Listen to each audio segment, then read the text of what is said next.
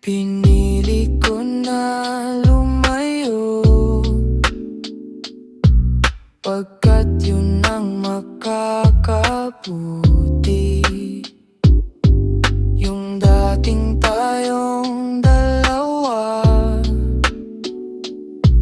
ay di na babalik sa dati, sapagkat meron ka na bagong nagpapasaya. Kaya di ko na kailangan pa na mag-aksaya